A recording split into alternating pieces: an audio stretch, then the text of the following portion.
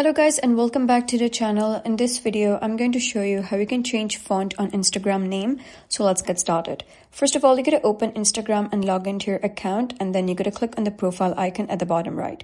Once you do so, you'll be able to see your name at the top. So now you can see that it is simple, but if you wish to change it to a fancier font, you gotta click on edit profile over here, and then you gotta click on name. After that, first thing that you got to do is copy your name and then go to any of the browser you have, go to the search bar and type in font changer. Here, you can choose anyone that you desire. For example, I'm going to go with PixArt one, and then you got to add your text here. So I'm going to simply paste the text that I just copied. I'm going to paste that over here and then click on this tick icon. Now you can see that here are all the available fonts. You got to simply click on it and now it says copied. Next, you're going to go to Instagram again and paste that down over here. Now you can see that it is changed to a fancier look. You're going to click on done, click on change name. And now you can see that your name font has been changed.